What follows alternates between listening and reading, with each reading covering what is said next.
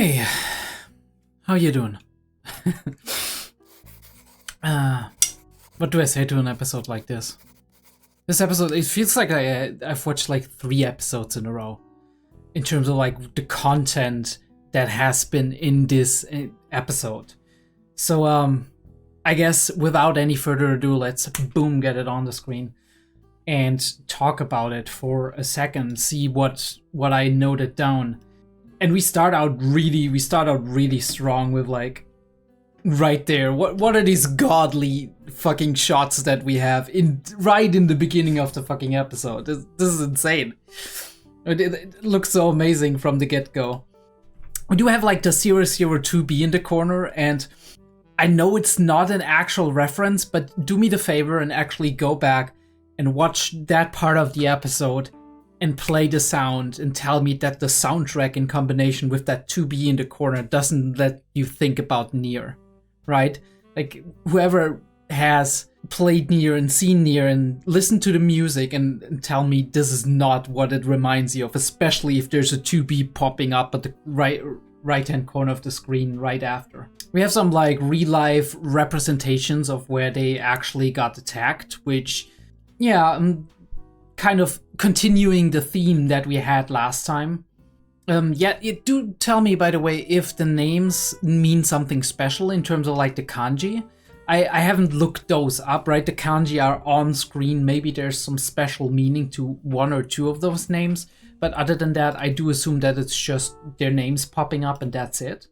I have like 3 people already kind of low-key almost dead and 2 people missing, which is obviously not ideal for what you were doing. But yeah, at 29 we do have both hands of the clock are right before 5, and we do have 5 people who are missing. So I'm like, does that mean anything, or is it just coincidental? Because why is it not on 5 if 5 are missing? Like, we don't have like like it's not 2 before 5, it's not 3 before 5, right? We already got 3, and now we're upping it to 5. I mean, obviously it could be just the clock, right? The clock is ticking, and that's it. It just felt weird that we are almost at 5 with the hand of the clock when we have 5 people supposedly missing. But maybe that's just me.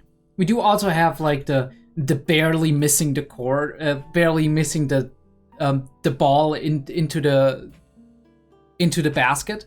So yeah, I guess there could be some hidden meaning, as in we're just missing something, right? Or we're missing the shot, but I can't really extrapolate that much. And among all that, the trouble for the girls' basketball team is a bit foreign to me, right? It's foreign to Araragi. I find that very cool, like that we bounce off the basketball from the wall as a single thing, where he's like, because it was not trouble that stems from class or exam fortitude, which is something he is familiar with and something you do deal with most of the time yourself, right? Alone. While he's saying like it's teamwork and coordination and problems like that, like cohesion of the team and whatnot. And now we see the discord, right? All of these balls flying in all kinds of directions like chaos, and the next shot that we see is them moving in unison, right, at the same pace, which is to symbolize, right, they're supposed to be moving in unison, but they're bumping into each other and they're not working. That is very well and very noticeable visual metaphor, which is easy to spot, obviously, in comparison to what we had with the clock, where I was like, is that a thing? Is that not a thing, right? We had it last time about like sometimes you interpret something into it and it's like not the exact thing that you, right? It's more than the author actually intended. Sometimes a shot of a clock is just a shot of a clock and it's just supposed to say time's ticking. At 49, a very interesting shot about when we talk about Kanbaru and like being like it was all about Kanbaru, right? We're going into that when we're like showing her in the spotlight and whatnot, but here when she puts that onto Kanbaru, she's like, she will probably deny this, but this is how it is. We're looking up at her, and she seems very towering. She seems very tall, right? Larger than life, especially with the tree in the background and the open sky that's kind of swirling around her. We had that theme with swirling around and the open sky with Gaen as well, when Gaen is controlling things, when Gaen is in the driver's seat, basically.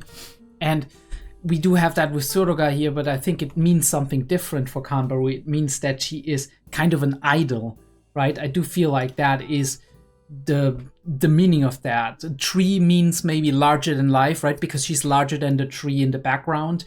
And also the open sky, which could mean something like freedom, right? She's one at the top. She's the one to be, right, have all the options. It doesn't have to mean that, but it can mean that in a way.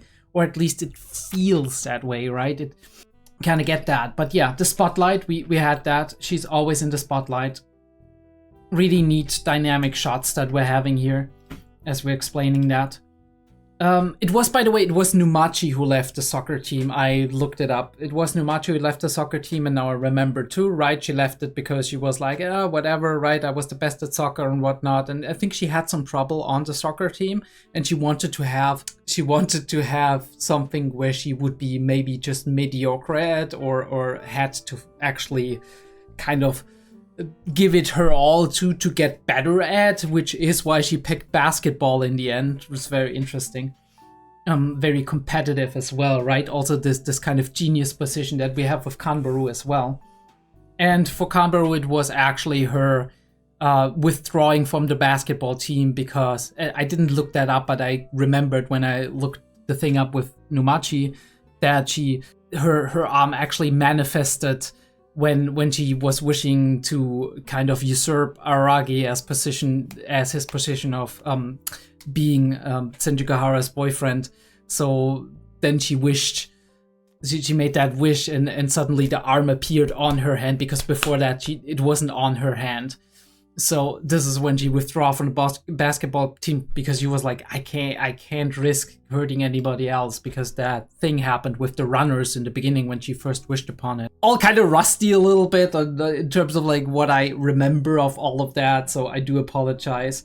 But that's just how it is when you watch all kinds of things across multiple years, and it's just like that. At 110, we do describe she was trying to hold everything together. We do have the cage with the basketballs that she's trying to do the basketballs in, but we do see a lot of the balls are just running around in all kinds of directions. So it's hard to keep them together. In the next shot, we do see them all kind of drifting apart, all of the basketballs. Too lofty goal, rigorous training. Yeah, I wanted to talk about that because that is a very interesting point, right? If you do set goals, especially if you have to fulfill, like if you step into the shoes of somebody else who came before you, was very successful, setting goals that are too lofty in the beginning can make your journey a lot harder, right? It can lead to a lot of people getting frustrated, a lot of people just putting themselves down too much, not appreciating the little steps that it takes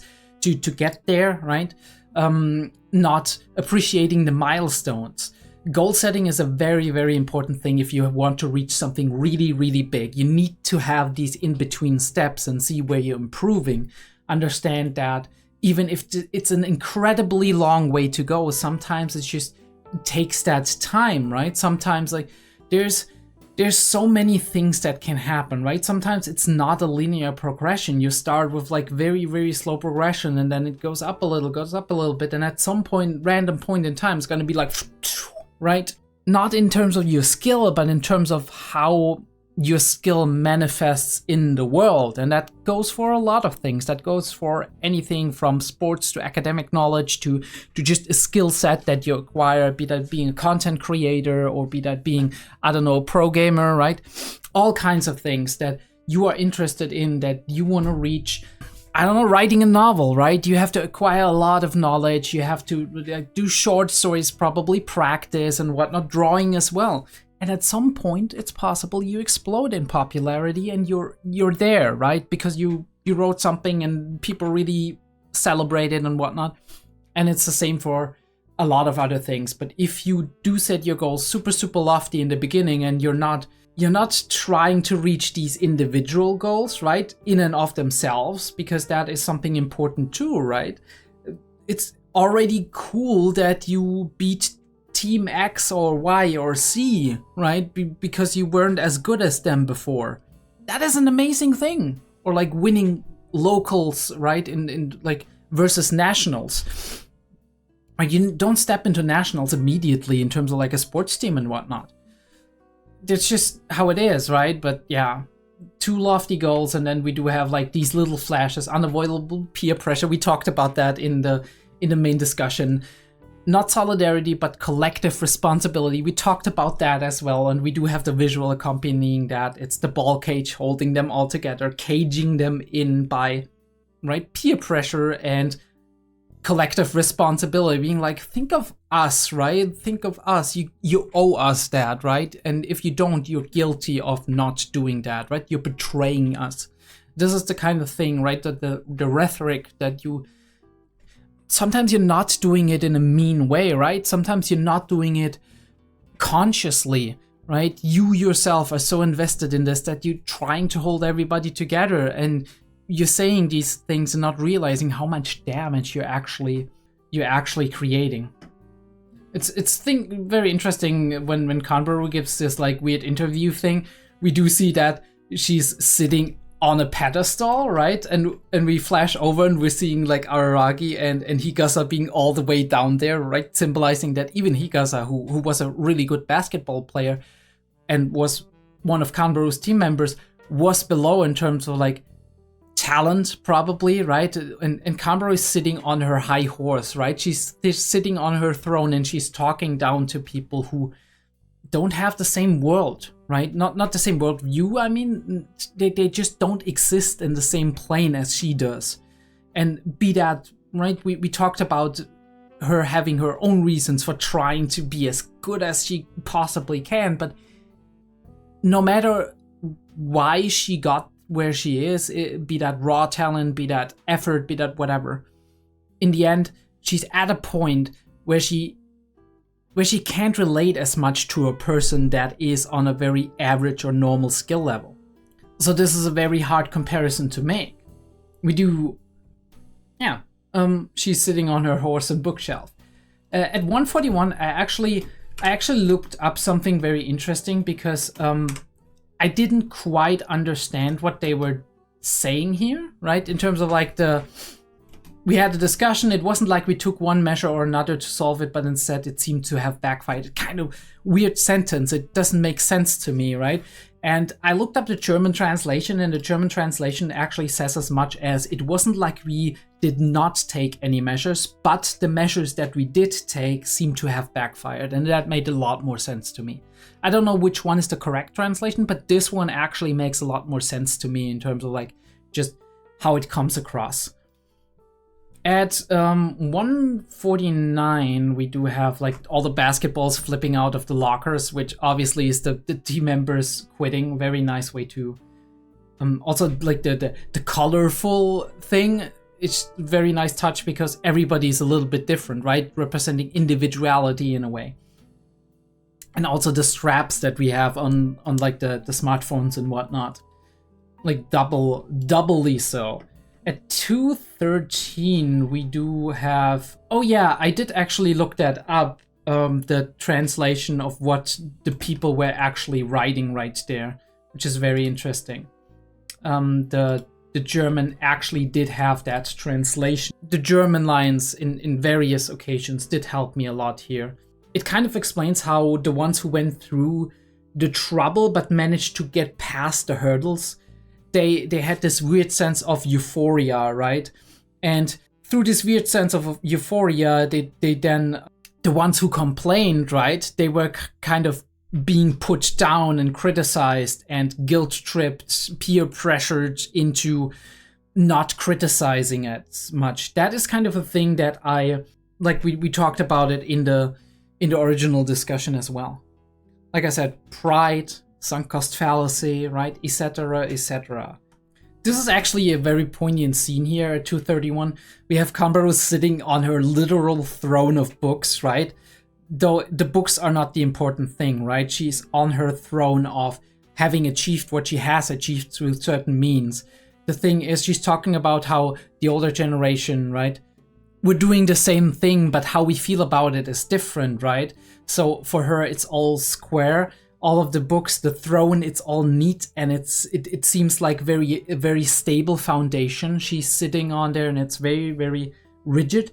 While everything below her, which would represent the generations after her, is kind of cluttered, and it's falling apart, and it's barely holding on, right? And it's about to crumble. And as we talk about it more, and we like shoot back and forth to Higasa and whatnot, Higasa confirms that, and now the books are crumbling, right? And she's kind of sitting on the crumbled books, the crumbled team. And she's like, maybe we were in the wrong after all. So this is very, very nice visual symbolism. And to top this off, we do have at the very end, we do have this thing where it's like, we went through these things and actually put up results, and this is kind of like the results above your personal health, right? You're having the success on the back of your own suffering in a way. But it worked out for Kanbaru and for Higasa maybe as well, but it didn't work out for the new team, which is the point where they differ. 302 is a nice little reference of them actually putting basketball knowledge or these troubles of the basketball team into his brain from both sides, right? They're flanking him. But there's also another meaning, which is maybe him feeling that pressure from what they are describing to him. So yeah, I really like that. Also 313, we do have Araragi hentai again. I think that's very interesting. Araragi hentai coming and helping them, a blessing from heaven. Higasa, hello. So yeah, he agrees, right? He's like, I can't fix your problems, right? He's saying that. He's like, I can't fix your problems around like the team or whatnot, but if you give me this info, I might be able to make sure at least that nobody else kind of gets hurt. I think it's very interesting how much that contrasts to very early on Araragi in Bakemonogatari when he deals with the Nadeko snake thing, where he's like just incredibly focused on trying to save everybody and help everybody. Here he has the measured response of, yeah, I can't fix everything around that, right? I can't, right? I'm not sensitive enough. I'm not around sociable enough, he says, I think. I'm not around people enough to actually manage to be the mediator here, but I can at least make sure that the people are not getting hurt anymore, right? Because he knows that he can do something there. And this is when they kind of trust him on that, I think. I think it's very interesting also how she's clutching the book, right? This is something very precious and important to her as the former team captain. And she's also holding her wrist a little bit, right? Or her upper arm, which kind of represents or kind of signals that she's very anxious about all of this. So body language plays a huge role, and they did a good job of actually doing that. But then we have, right, he's promising that. I love this shot. I love this frame, right? She's up there and her eyes are almost out of frame, and she's coming in to the frame and lowering her head as like a gesture of trust, because lowering head, in addition to, especially like obviously lowering your head is a sign of respect, but also in addition to closing your eyes, right? So you are not worrying about what you might get in return. Obviously, we are in a situation where we're talking, right? So she wouldn't get anything in return like violence or aggression or whatever. But oftentimes we humans, we do act, even in conversations or in normal social interaction, where we would not expect any like confrontation, we still act in a way that is very much parallel to a confrontation situation.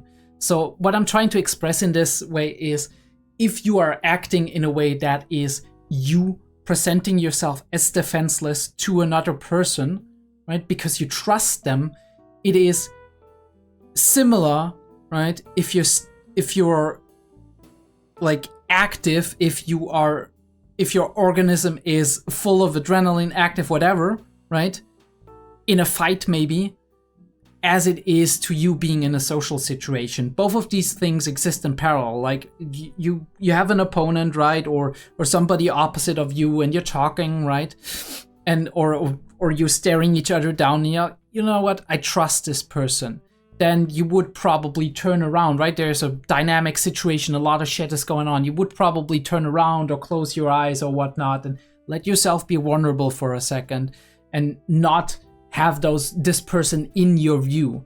Now, in a social situation, these are kind of almost automatic things that happen, right? We do these things, we don't think about these things always, right? And then we do them, and they kind of signal with our body how we feel about a certain situation. Let me give a very, very simple example, because this whole fight thing is a little bit off the charts, right? It's not directly fight, whatever, right? I'm talking about like physicality, like our mental state and our feelings about situation translating into physicality, which is in a way like, for example, you're sitting opposite of somebody, mirroring somebody, right? Mirroring their movements is a way a lot of us subconsciously sometimes signal that we are very much on one wavelength with another person, feel like we're kind of well coordinated, we're working well together, right? Or having an open sitting position that is relatively relaxed signals very easily without doing it consciously. We do it subconsciously very often, that we are very open for whatever the other person that is interacting with us has to offer, right?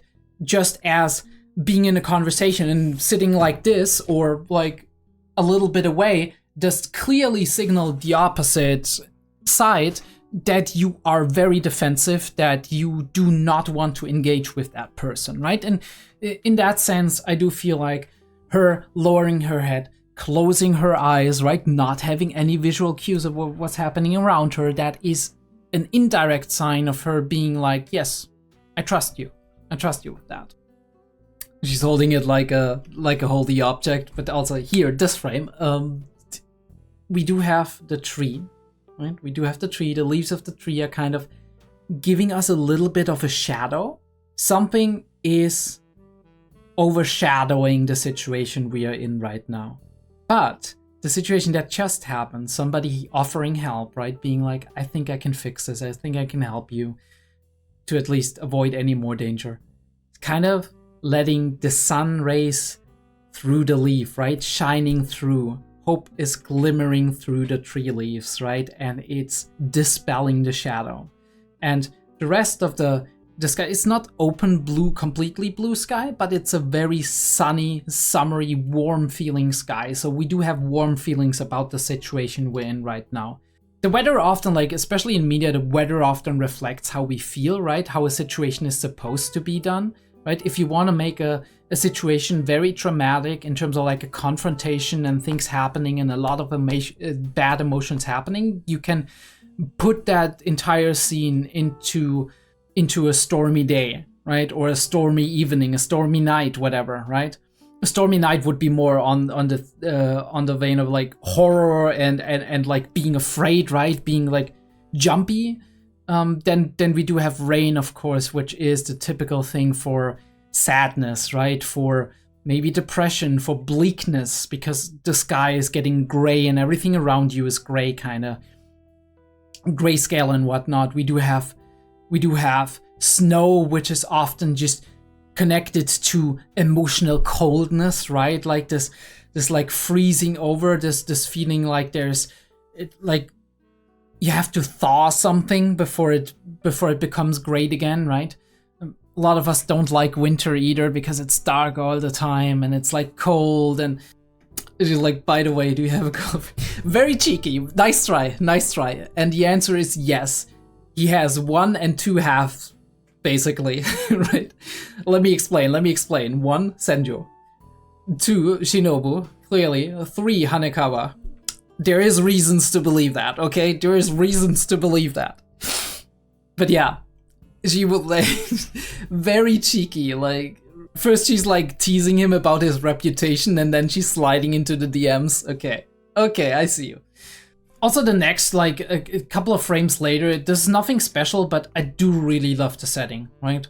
Sunset, beautiful, warm colors, sun is all the way to the left, right? Nice framing, right? Creating that asymmetrical lighting, and we do have that nice, clear, and very symmetrical building, that hospital building that we're looking at.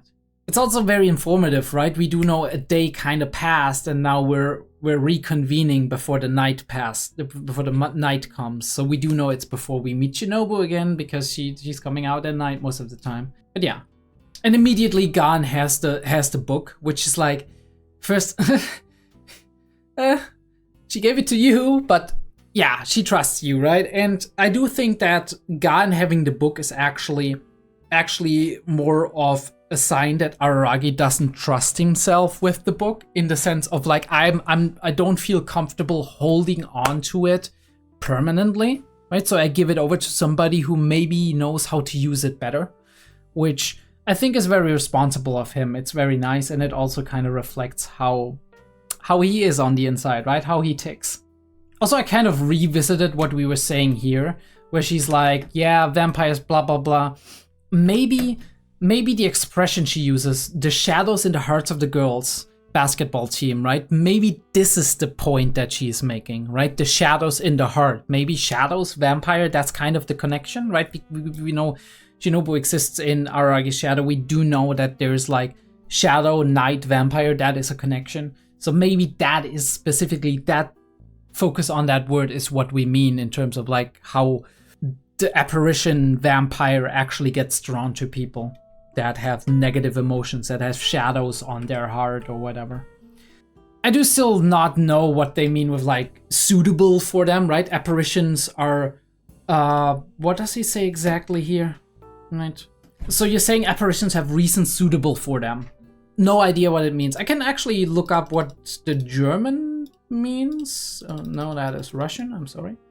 In German, they ask, so is that a suitable reason for an oddity? I don't know. I really don't know how vampires are connected to emotions specifically, or if it's exactly that word shadow. I mean, vampire, like, as all apparitions, exist in the public conscious, right? Basically. So, in a way, a lot of things that might not have real-life connections, but transferable meanings, right? Superstition, whatever. They kind of also, like, there's connections that in real life, like in reality, wouldn't make sense, but they make sense if you look at how the public perceives these things, or how certain myths exist and have like things that rhyme with one another, right? In terms of like literature and stories and whatever. So that is definitely a possibility. 439, we are outrunning the monster. I like that. Really cool way to display that. Kanbaru is outrunning the monster right here. She's trying to run away from the monster. Literally, right, with her like track and field history. I love the red sky. It's almost dusk, so it's almost, the day's almost over, basically, right? This is also kind of low-key symbolism. 454, the Kohai 1, the Kohai 2, the Kohai 3. I do love that the colors are actually matching. Like, when I go inside of myself, right, and I try to draw on my feeling, and I look at Oshino Meme being represented by red, Kaiki being represented by a navy dark blue, and Kagenui being represented by a kind of like a greenish blue. It feels a lot like, yes, this makes perfect sense, and I would 100% agree. It's also very interesting how we do have the greenish blue of Kagenui versus the yellowish blue of the yellowish green of Gaen here, Isuko. And I think if I'm not wrong, yeah, we have yellow, greenish, red with Meme. We have none of that, interestingly enough, but a combination of different colors that, like, we have blue and purple with Kaiki, which I guess, like, no, purple is mainly bluish green. I guess there's the green that comes in. Red, purple should be, no, purple is between blue and red, so purple is between Meme, and I don't know where blue fits, right? Because we do have green with Kagenui. Kaiki has actually the most contrast to all of the other specialists in terms of like color representation I can see right here. I guess the blue is slightly on Kagenui's side as well. So Kaiki connects with Kagenui on the blue spectrum, and he connects with Oshino on the red spectrum, while he does not connect at all with Gan on any spectrum, which makes perfect sense if you look at Koi Monogatari and all of these. That makes perfect sense, right? The way he clashes with her, yeah, definitely, 100%. But they have connection points, right? Oshino has connection points on the yellow with Izuko, and Kagenui has connection point on the green with Izuko. I do wonder what aspects of their personality, of the way the style they are specialists, would be the connective tissue, but right, that's up for us to figure out, right? To kind of dig into, see what could fit. I also like this, where she's saying like, make Koyomi's easily made promise come true, you have to put some spirit into this. Or like, even if your Kohai, right, Kanbaru, annoys you a little bit sometimes, you kind of very easily made that promise, right? You made a promise very quickly, but you gotta put some effort into this. This is what she's basically saying. And we're focusing on the people who are kind of like still missing, which like one of them was like, position currently on the run. I'm like, of course she is, what the fuck? I mean, this is not a knowledge piece we know, that's just a joke, right? Because we don't know where they are. If we knew they were on the... For all we know, they could be lying in a ditch somewhere. So I think like it's very interesting this idea came to me when he was talking about like her leaving her signature, and we know it's probably not that because the signature was just with one person, not with the other two. But it's still possible that Devious, I'm gonna call her Devious in this one, that Deftopia Devious did meet one of them, but did not meet the others. Right? There was 3 victims, 2 on one night and 1 on the next night. So why 2 on this night? Why the next one, right? Why the separation? Why only her initials on one and not on 2 others, right? They had the hypothesis that she was playing with her food in one of the scenarios, and the other one she had to be quick because other people were like possibly around. It was in the public, so she had to be quick with it. But I do think that maybe there's more to it. Maybe Deftopia actually met one of them, and the other 2 she didn't meet, and we kind of have to figure out what, right? We're still missing something, and I don't know what that is. I know Gan's theory is like the plate with her food thing, but I'm not sure. I can't help but shake the feeling we're still running on erroneous assumption here, right? On wrong assumptions to some degree, right? Because we don't have enough information, and it just doesn't add up completely. Also, why does she want to keep Shinobu busy? What is her plan? Why does she want to prevent the 2 of them meeting? What's the main point here? Does she need more time to prepare for that? Or, right, especially with like the thing we know at the end with Hachikuchi and whatnot. We do see her like being like, you need to listen to me, right? You like background, whatever. And then we do actually get that. Oh no, sorry, wrong thing right here. We do get that background again, and I do feel like we do get this background every time that she is in the driver's seat, right? Every time that she's influencing something, that she's commanding something, that she's playing like the battlefield commander, basically, that she's in charge, asserts her will onto others, and then we do see that in the background. We did have that like a similar thing there when she met, like when we met her for the first time as like in the perspective of Hanekawa. It was the same thing, right? She was asserting herself into the situation in a way. Although she wasn't asserting herself into Hanekawa's thing directly. So there is that. 6:45, we go to like the Shinobu section, and we need to distract her. And the first shot of Shinobu is her feet. Classic. Fucking classic. Alright, I'm gonna open this one. Let me just... I don't wanna... Hope you heard that. Oh yeah, I need something. I think vanilla is actually my favorite. Like, cherry is a little bit too sweet.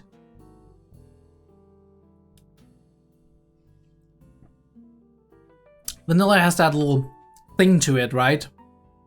In addition to like the sweetness of the normal thing. But yeah, enough advertisement for Dr. Pepper.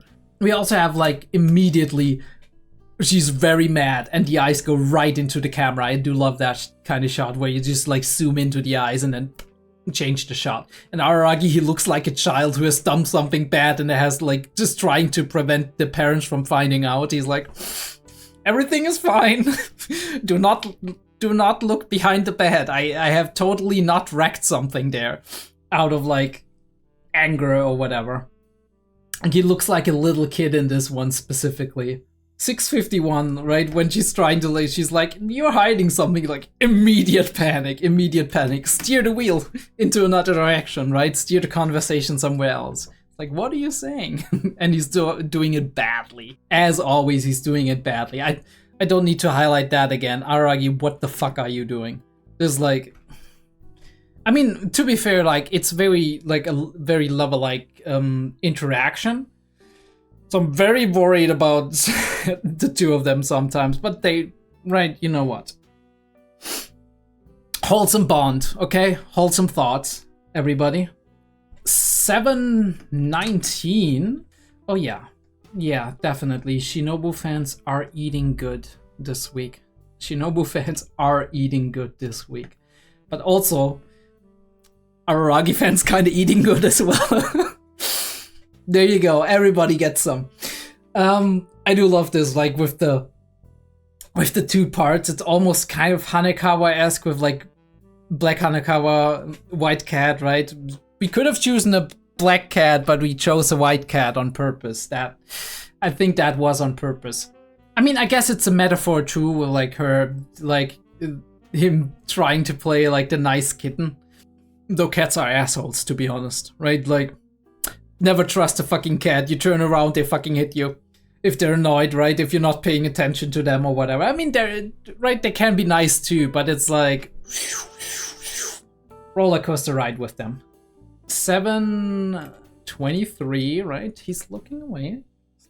Really like that, right? He's like trying to distract her from the situation, so he's like looking away. What do I do? That's what we often do, that, right? Like trying not to make eye contact in order to not betray what's actually happening. There's this entire thought about like eyes being the window to the soul, but also oftentimes you see it in the eyes of people, like, or like the muscles around the eyes, the way we kind of look at people. We sometimes betray our feelings doing that. It's like she's sharp like a fang, and then we zoom into her tiny fangs. It's like, well, I can't really deceive her all that much. We're kind of bound to one another, right? Like fate bound. Like two different parts of a donut, right? Different looking parts of a donut. But we belong together, and even if you put us apart, we're still part of the same donut. But he's trying to distract her with like new donuts, so she's like, this isn't gonna work. Wait, are you telling me ADHD brain goes brrr? This is literally how it is. Like, look, shiny. This is how I play video games sometimes. It's like, oh, look, there's this thing. Right, okay, let me get into this. Oh, there's another thing. 8:04. I do love this angle, right? Us looking in through the window, right? We don't need that. We don't need that window, but it makes the shot interesting. It makes it cool, and we add that distortion from looking from up there, down there, and like through the glass, and we have the separation that's blocking off Shinobu, and it's just him standing there, right? Him framed in by the bed and the window frame. We've seen this 1,000 times, but holy shit, the foreshadowing. I actually didn't peek that in the first, like the first time going through, but the foreshadowing of the full moon, right? Because we had the half moon when Deftopia started to appear, right? And we had the full moon when Monogatari ended, when they parted ways and whatnot. So I was like, when they meet again, it's probably gonna be a full moon, and now it's a full moon, and we actually are gonna meet later this episode in the same night, so holy shit. Fucking called it. What a goofy ass thing.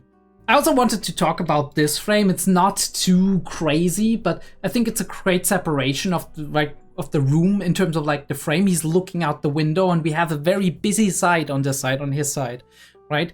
everything behind there feels very cramped and busy, very boxed in, and he's looking outside. So there's open and blank space on the outside, right? And especially like since we're actually literally looking to the outside, open sky and whatnot.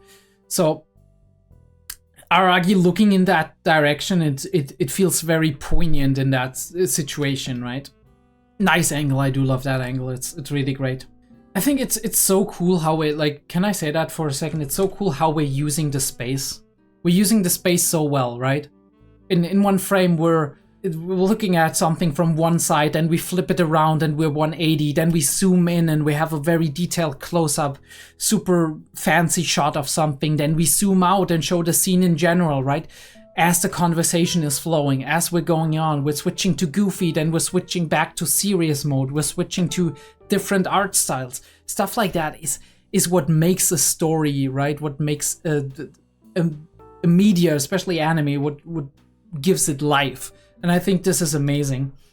It always has been amazing in Monogatari, so.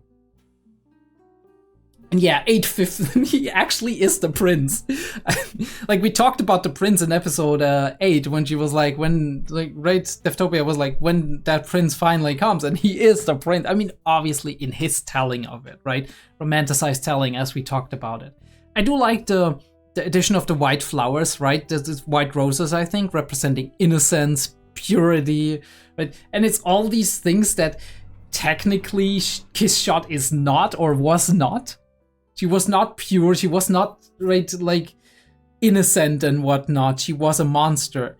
But in his telling, this is how she comes across, right? Noble, innocent, beautiful.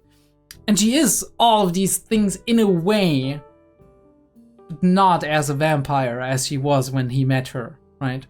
But yeah, this becomes some like beautiful telling. And we talked about memory and all of that stuff.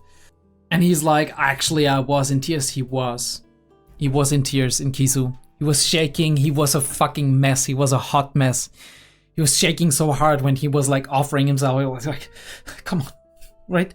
And his like sense of wanting to help people, right? Doing anything to help people, especially in the state of mind that he was there. This is what brought him there, right? Let him do it. But he was certainly not like he's telling it here, smirking to himself or whatnot, and in kind of a weird, heroic way. No, he was in absolute shambles. Classic kakaka. And the chain gets actually pulled. The chain straightens, which is like him being like, oh yeah, by the way, can you tell me about that? I was always curious. And then she's like, he got her attention immediately, right? She jumped onto that. And then we're talking about, like, you have matured, and we're comparing and like kind of going back and forth, like, you're actually immortal. No, I'm not immortal. Think about that. I'm actually technically mortal, right? I'm somewhere in between. Do know that he can die, and eventually he will die, right? But he doesn't know when, right? 500 years. We don't know. We do have like a very funny back and forth, and I do love that about our duo Araragi and Shinobu. It's amazing how we go from one thing to the other one. It's always something with the two of those, goofy and serious and like mysterious and cool, and all of these things in one conversation. Oftentimes across like half an episode, we do have all of these flips, one side, the other side, and it's seamless. It's just happening, and you accept it, and it works, and it feels great, right? And sometimes you're like struggling to get along. You're struggling to understand everything that is happening on screen and whatnot. But that is what makes it so great, right? Episodes like these, like last episode was okay, right? It was very interesting and intriguing, but this episode is so chock full with stuff. It's amazing. When they start picking up pace, it's always great. It's always amazing. Right, at this one we're actually representing like Araragi realizing that they're kind of the same thing, right? The zombies, the failed vampires and whatnot. And he's like switching past to present. It's a really cool way we display that, right? With present being very detailed and specific, and past being more like those kind of shades that we have seen in that specific arc. and it was more like an abstract representation of what was actually happening. And he's like, I didn't connect that. And yeah, maybe that's like, this is why it was so abstract when we saw it in the arc, because this was something told after the fact, and he didn't really, right? The memory didn't properly display that. It was something maybe he didn't want to think about as well, right? I can imagine that. I am curious though, why the ones that are in the present right now, right? The mummies, basically, as he says, are absolutely drained and barely showing signs of life at all. I mean, one of them jumped up at him, but other than that, they barely show any life. So I do wonder why that is the case, or if that's just the case because it was daytime and now it's actually night and they are possibly getting active, right? And if it wasn't for them actually being in those cases, they would be roaming around and looking for somebody to bite or whatnot. I don't know if the zombies are actually biting, but I would assume so, because they are kind of a threat. And we do have, what an image. Red sky, right? Blood red sky. Her contours against the contrast of the sky, and standing atop a hill of corpses, a mountain of corpses. It's always beautiful when Kiss Shot shows up in any frame. And she's looking down, right? Looking down in shame, basically. Being very sad. And we did mention that, right? Araragi abandoning her and her ending it all and whatnot, right? Because he died. And yeah, that was a dark timeline. And she was indeed reckless, but it makes sense, the emotional state she was actually in and all of that. Also find it very cool, right there when he's like, all right, what vampires do I actually know, right? And all of them are kind of connected to Shinobu, and it's like all of those close friends. I only have I can count them on one hand. And then we actually go into like the illustrations of them. Kiss Shot illustration, nice, right? We have seen a lot of Kiss Shot illustrations that look better than this, so it's not as impressive. But then we're coming with the other ones that we haven't seen this often, and that is really cool that we have like specific stylistic illustrations for them as well. Dramaturgy, we have episode, Blast from the Past from Kizu, and we have Seishiro the first. Really, really cool how we show them, because yeah, those are like, all of these are thumbnail worthy, but I'm not gonna put them up because they're not thematic to what is happening in the episode right now. So all like having 100 screenshots and then picking out the right thumbnails from that's always kind of hard to do, because I really want them to be impressive, to look good, to like represent what's happening in the episode. So all right, so we do have this here. She's like looking through the donut, inspecting him kind of, and then she's getting distracted by the donut again. It's like, holy shit. Also, dude, that angle is crazy. That angle is crazy. What the fuck are you doing, Shaft? It's like, now it's finally time for me to talk about this. Is this becoming a new punchline, or is it just for this episode? Because it's kind of starting to get into that territory, kind of.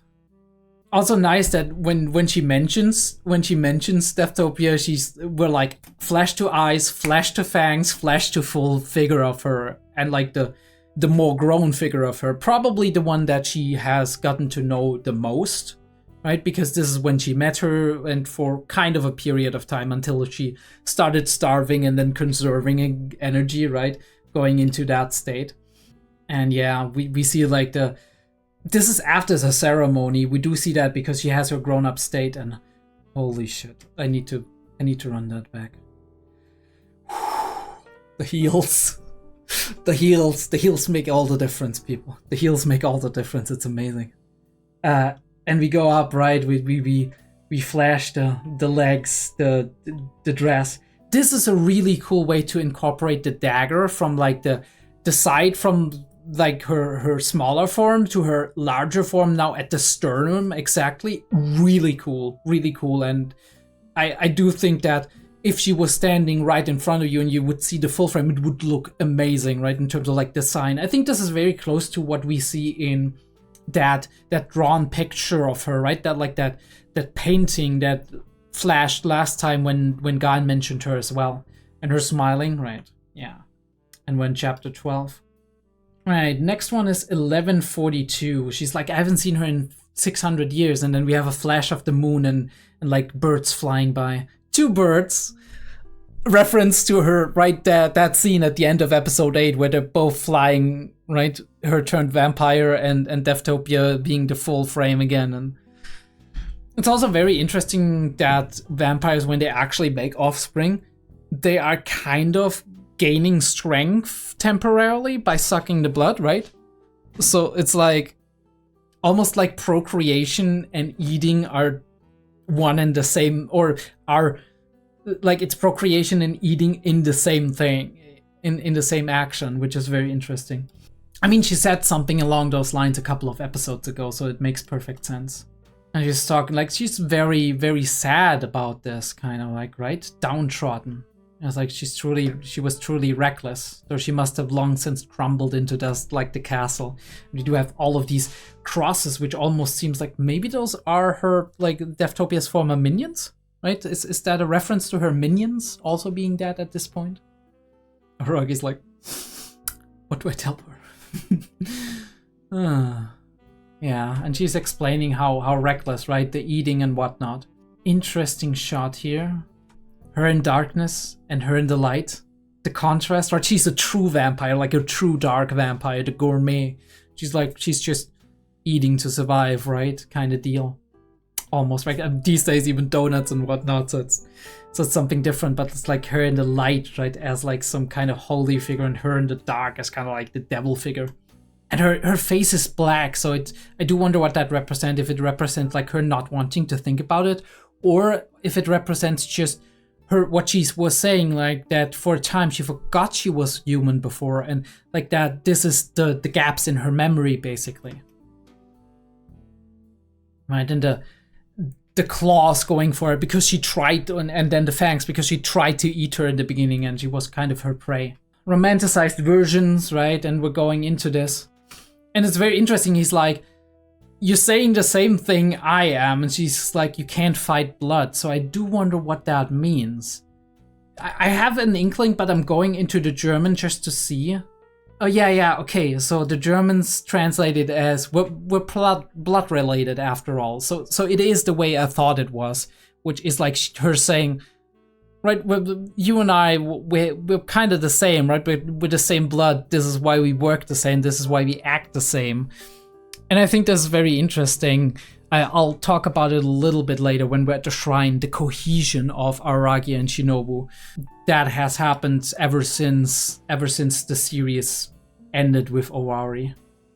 Also, it's insane how we do have these parallels between Shinobu or Kissshot Araragi and Asarola Deftopia, right? Like master and servant, not exactly, but right, vampire and minion. It's very interesting, these thematic similarities of how the inception of one of them becoming a vampire was. I do wonder who Deftopia's master was. Way back in the... And she's like, why is this happening? Why are you asking me about this? I love this, right? Her hand over part of her, and like the one eye closed, the other eye open and a question mark within it. That's a great shot. I love also, yeah, how we just keep flip-flopping with Shinobu. Every scene is very frantic, back and forth and whatnot. I feel like Shinobu is a mix of all the other scenes that are happening between different characters in Monogatari. Shinobu and Araragi, they encompass everything that is Monogatari in a sense, right? In terms of like in one scene, in one little scene. I mean, I guess it's also kind of due to Shinobu being, on the one hand, like this oddity vampire thing, right? That is very serious, dark, mysterious, all of that past and whatnot. And on the other hand, the appearance of a little girl. So we do have that dichotomy in both appearance, in backstory, as well as in like her behavior. I guess this is manifesting itself in her behavior because this is how she represents to the outside. And there's some truth to that, right? How we represent to the outside kind of reflects a part of who we are on the inside and vice versa. Not exactly one-to-one, but right, there are aspects that you can see, that you can spot.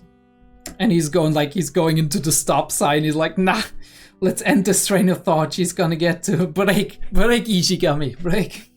Bro, this heart is this hard killed me, right? This is crazy. But what the fuck? But yeah, we do the joke of like knock knock, and she's actually coming on out the other side, and she's like having the fucking bocce classes. And actually, I didn't notice that she's actually dropping them in the next scene, which is like, what the fuck, right? The glasses just drop because she's hanging upside down. Araragi being on his creeper arc again. He's like, come on, sit down. This frame is making him seem very creepy, and in the Stranger Danger kind of way. So with like the distortion that's going on behind him, distorted background, whatnot. And then we have that quick flash to Ononoki, and it's like monochrome. It's like, oh shit, here we go again. He's like, not this shit again. I'm getting out of here. I also love how Shinobu is like, you know, before you say disgusting, she's like, you can say disgusting stuff and be creepy all you want, but why don't you do the skit to the end first, right? Why don't you fucking... And I'm like, this is your set of priorities, really? Right? Hello? But yeah, I mean, they're synchronized, right? They're very synchronized. Right? And her spinning into like the usual Ononoki 180 spin from Araragi, kind of spinning her around in a dance. Sitting in the door, I love this sitting in the door frame thing. That's really cool. Right? Especially like this variation here. That is really cool. And then leaning back into it. Also, us seeing like Araragi being like, oh yeah, Gan said something about like her having another job, and us seeing like the magical girl thing makes me think we're on Tsukiya stuff, right? Because this is like the connection, the one connection I do have. That she's maybe working on some Tsukiya stuff, either what we have seen in episode 1 or maybe something completely else. Also, what the fuck is Tsukiya doing? Can you tell me that? The fuck is she doing? What's she on? Holy shit. Picture on the wall kind of looks like some kind of weird Madoka witch or something. Oh yeah, and we have like the fortune telling shit, and we're like mentioning, it's so cute how she pouts that she didn't invite her. But then we're talking about like the new god of this place, and like being right, though Haruki, she is still the lost child that governs over this town, and she's got to be right in her good graces. But we're doing Twister, we're doing Cat's Cradle, we're doing Game of Life. This is literally all 3 Nadeko references. What are we doing? What are we doing? Those are 3 Nadeko references, one after one. I was gonna say that's very insane that Araragi keeps treating Shinobu as a child. Like, what the fuck? I mean, I get, she wouldn't die if she could sit in a normal fucking seat. Silly Araragi being silly. Also very interesting, first time we have the shrine in a blue hue, right? Otherwise we did have green for, I think, Nadeko Medusa stuff. We did have purple that was also Nadeko Medusa stuff for a while. We did have like a neutral brownish whitish tone, yellowish green, whatever. We never, I do feel like we never or rarely ever had like a dark blue setting on the shrine in terms of like atmosphere and general color palette. Love this frame, by the way, Hachikuchi. Like the down up shot with like a very like limelight, everything, right? With the waterfall coming down looks really, really cool. And they are unimpressed. Like, what is this? Especially Shinobu was looking like, what is this? And Tachiko is like super dramatic with like all the dark shadows on the middle of the face and just the highlights from the outside, one eye closed, one opening in like a cocky manner. Yeah, I mean, grand entrance. And we do have the 4 shadows of Araragi, but 0 shadows for Shinobu. Makes perfect sense, but yeah, really cool. It's like, you were basking in the limelight. I actually looked at the German translation for that, and she's over here, she's like, with the English, she is, oh dear, breathtakingly beautiful woman, isn't someone like this? Which sounds weird. The German version actually just says, like, basking in the limelight isn't something a beauty would do. Which, yeah, makes kind of sense in terms of, like, the sentence structure and whatnot, even if Araragi asks right after, wait, it's not? And then she's cleaning up. The snail. Also very cool that we were in the dark and Hachikuji is actually in the light. Right, see? Light, dark. And as if like her as a God, obviously, in the light, and us as a mortal in the dark, but also us monstrosity, her being like a good kind of character, right? Like it makes perfect sense on literally, figuratively, and thematically. Also, I wonder if there's actually like with the Mr. Aplysia, if there is like a kanji or pronunciation pun. Do let me know if that is, like, if there's some wordplay involved in that, or if she was just randomly mispronouncing his name. Right, and we do have that little flip with like the kamimashita, and I love how we go like old TV style kind of. I don't know if it was for Shinobu or for Araragi. I think it was. No, it was right here. Old TV style, as if like this is an old pun. We've heard this one before, and he's like, well, even if it's backwards and he's upside down, and then we have the meme, right? The two people giving each other the hand, having something in common, and then she's like, I wanted to see as well, Miss Samurai, and she's like, you're confusing samurai with ninja because Shinobu means ninja. So I do want, right? And this guy, like, I didn't know that Nobushi means samurai, right? So you have Shinobu, the same, right? It's an anagram. It's the same, I guess it's the same kanji. Let me just look that up for a second. I want to know that. No, Shinobu's one kanji. But I guess, obviously, if we, like, pronounce it similar, right, it has the same phonetic components with the hiragana. So this is how it's an anagram, even in like Japanese. And then we have Nobushi as a samurai, apparently, or some kind of samurai, because I've heard samurai before. I don't know if that is an actual, right, if that is the actual term for it. I think it is, but I could be wrong. Also, this guy looks like the guy from Sekiro that trains with you at the shrine, so I wonder if that is actually a visual reference to that by one of the artists. Alright, next one we have Tetris. Kanji Tetris.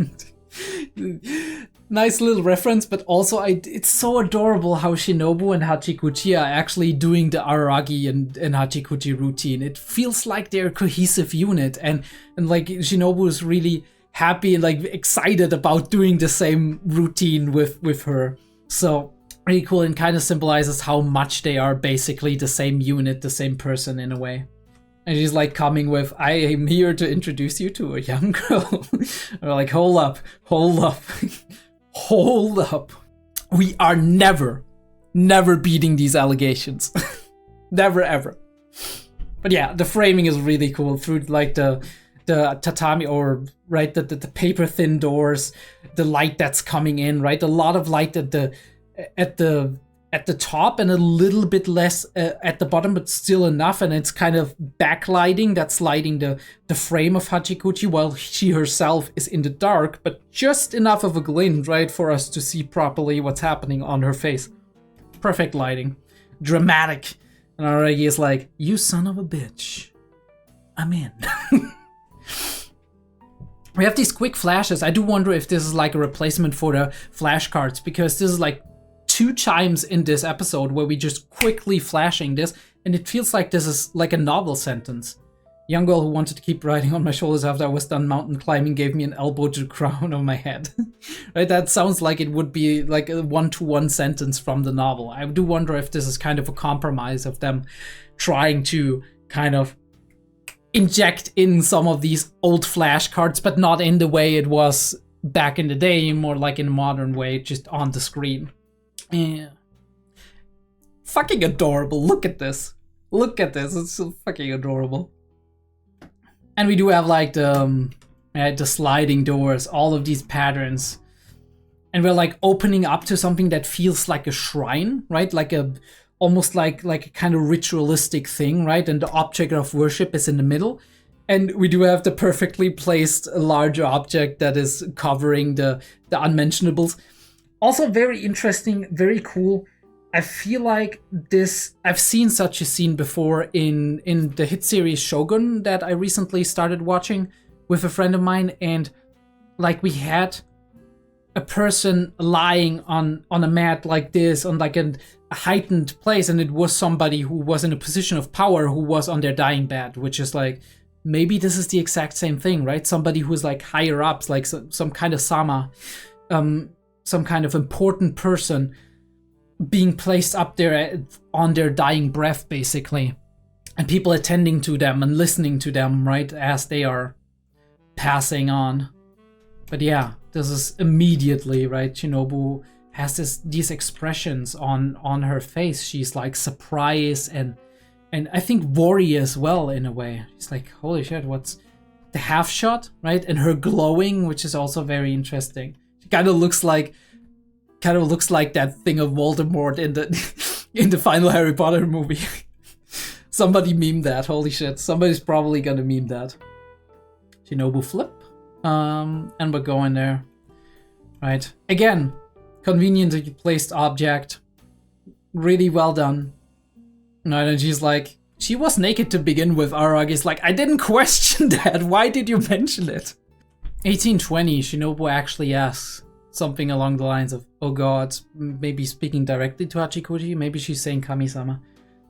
What exactly is going on in this town right now? And then Hachikuji's looking down, right? Like she's sorry about it. She's like, look, I'm new to this. Like, I don't have it all under control. I wish I could have done something, right? Or I wish I would have been there, but it's something's not going right.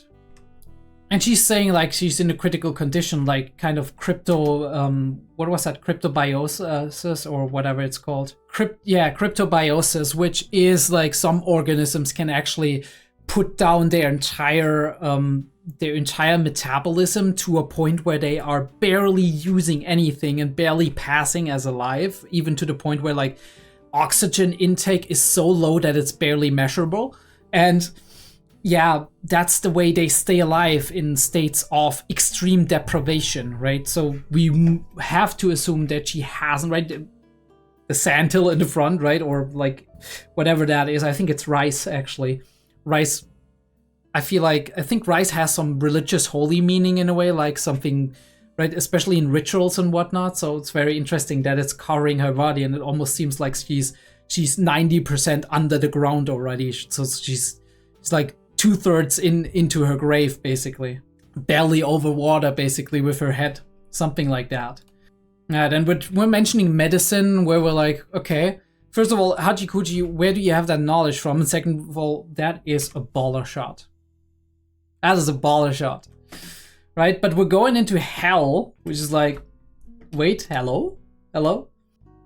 Holy fuck, these shots. What are these fucking shots? We're being so overly dramatic and extremely cool with the shots. Right? Half the face, like, eye down, the shadow completely over the face, and the other half, eye open, light shining into it. Right? Very dramatic. Araragi halfway, right? Araragi halfway in the light. I wish I could go back more like 2 seconds or something, but anyway. Araragi, like his upper half is in the shadow and his lower half is in the light. Very well done with the dramatic purpose.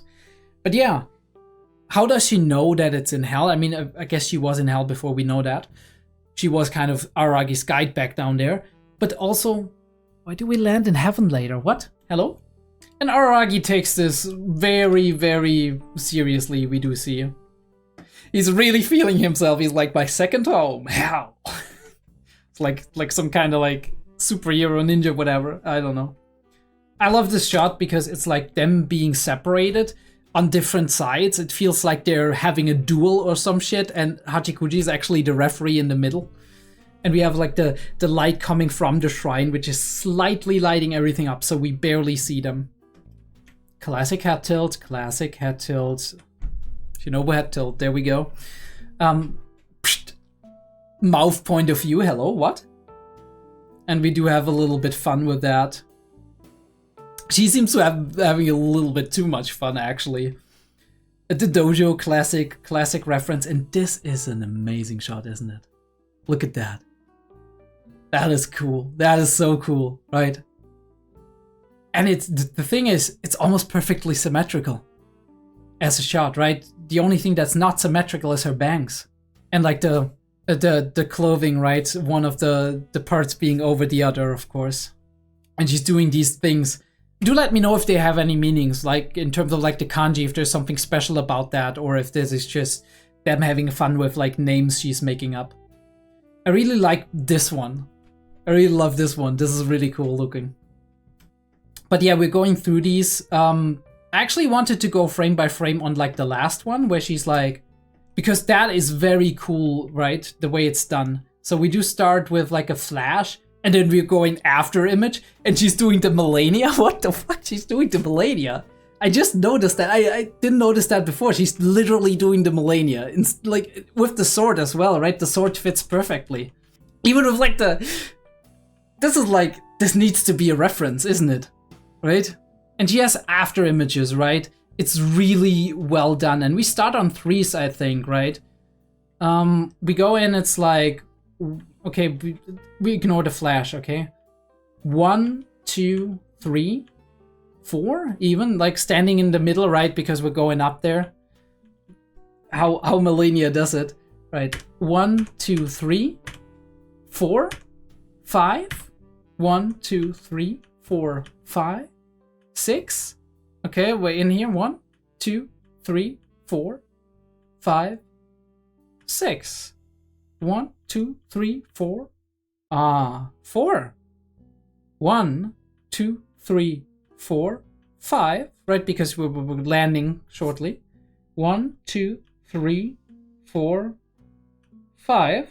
1, right? We have the 1 already. 2, 3, 4. 1, 2, 3, 4. 1, 2, 3. 1, 2, 3. 1, 2, 3. 1, 2, 1, right? We're speeding up and slowing down at different intervals, right?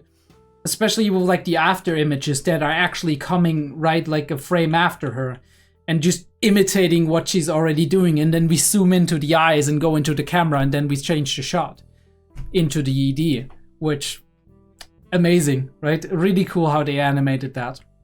Shaft isn't known for its animation, but they have some baller stuff, right? A Madoka movie, fight, spoilers, Mami versus Homura. One of the most amazing fights I've ever seen, right? Also amazing in terms of like how it's displayed artistically, the animation, the back and forth, it's amazing, right? So they can do it if they want to. They just don't do it a lot in Monogatari. All right, so quick analysis of this ED. We do have flowers, which is delphinum. I don't know what the meaning is for delphinum. The color purple is supposed to symbolize royalty and beauty, I've read on the internet. Do not ask me if that is true. I'm not a flower kind of person. Maybe there's a like, maybe it's also regional, I was thinking, because I feel like this is like a European-ish flowerscape, and it feels like this might be Alps or something, right? And we do know that Acerolas' homeland, when it's mentioned in episode 7 and 8, it actually shows a scenery that is very similar to what we're seeing here with like the mountains and whatnot. Aragi's joking that he's going into that he went into heaven, but he actually went into heaven, which like okay.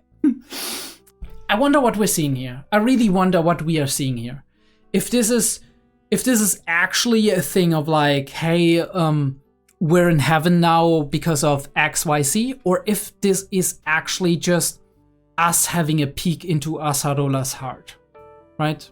For some reason or another, right? Something happened that we haven't seen, and we are having, like, we're in limbo basically, and we're talking to the inside, right? The heart of Acerola, of Kissshot, of Shinobu even today. My questions are, will her power affect Araragi in this, right? We don't know yet. We haven't seen her long enough to actually say anything about that. She does appear and she has a very glowing shape, right? We do have like the legs, immediately sexy, but right, not very sexily shot, but in a way like we're focusing on the legs first, so it's like we're not having like an overall shot or whatever, and we're not showing I guess it's also a way to not show the person immediately, so we're like, who is that? But we immediately hear it, of course. And I do love that that over-the-shoulder shot that we get from Araragi here, it's like really cool. And he's like absolutely in the sunlight. Like his one, like the smaller half of his face is lit up to the point that it's overexposed, and the other half is very much in bright sunlight. And there's like, this could be a double thing, right? One thing is like we are in a like very sunny environment. The second one is like he is lit up by her beauty. And she appears here with, very interesting, the appearance of an angel with an Oni mask, which for me is very symbolic of how she actually acted in the recent past, in the arcs that we have seen, Monogatari and whatnot, where she's like the angel, right? Beautiful on the inside, beautiful on the outside, right? So beautiful that she has to make an effort to be ugly, to be bad, to be a demon in a way, right? Maybe put on that mask of the vampire as well in order to dispel all of that. Yeah, I mean, this is how I would read it. He immediately says Utsukushi hime, which means beautiful princess. I think it's very interesting that this is the first thing that comes into his mind and that he's speaking upon. In a way, this feels really like a representation of Acerola. All of that beauty barely suppressed by a mask that is kind of keeping some semblance of distance. You know she's absolutely beautiful, you can't, right? But you don't see all of the beauty, you're not exposed to all of it. That's how I read that. Is this arc gonna end? Is this arc gonna end with Araragi actually being able to accept Acerola without being affected by anything, right? Any effects or whatever, right? Acerola in her pure form. For some way, in some way, shape or form, and that being an acceptance that is advancing their bond that is already very close even more. I do wonder. Right? Because without going mad, right? Because in a way, Shinobu deep down, very deep down, is still that Acerola. She's still the same person, right? We change over time, we develop whatever, but she's still that person. At least if you believe in something like, right, the permanence of a soul in a way in the Monogatari universe. 2320. It's very interesting how she's acting very embarrassed and shy upon seeing him. She's like hiding her face more than anything, not her body, but her face, which is unsightly, right? The Oni face, which is like her pretending to be bad. It's very weird. We can read that in multiple ways, right? Her being embarrassed about herself and her appearance and whatnot, or her being embarrassed about how she's acting in order to prevent people from going mad with her inner beauty and whatnot. The last couple of scenes were done in a second. Perfectly placed hair. Thank fuck for that hair. But yeah, even with like the overly shiny, very beautiful. A real goddess. And then, last frame, we flash into just a dark screen with an eye blinking once. And that was Monogatari, right? We're done. Off-season, monster season, episode 10. What a fucking banger. What a hype fucking episode. Not hype in like the activity way, but hype in the way that it's like so jam-packed with everything. Like look at the time. It's like probably once I've edited this, it's probably 1:15 for the discussion here. And it's probably been at least 1:20 for or 1:30 for what I did with the original reaction. So holy fuck. So much in there. 3 entire fucking hours. But I'm happy I spent them with you, and it's always a pleasure to analyze that. I think in the beginning I was a little bit stumbling with getting into it in this second discussion video. But I think we knocked it out of the park towards the end. I really got into the groove, back into the groove. I like to let these episodes sit, right? By the way, if this is cutting out at some point in time, it's because the battery is going out, but whatever.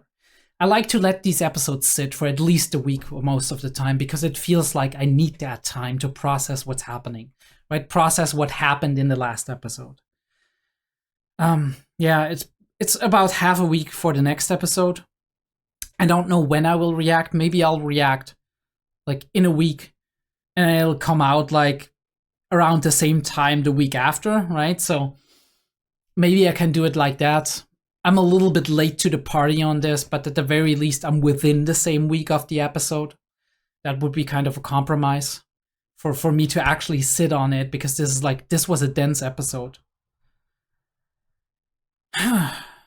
Or maybe I'll just watch it at some point and I'll do the second discussion video a couple of days later. That's also an option that I'm willing to consider. Either way, I do hope you enjoyed this time you spent with me, where I was talking about these things and whatnot.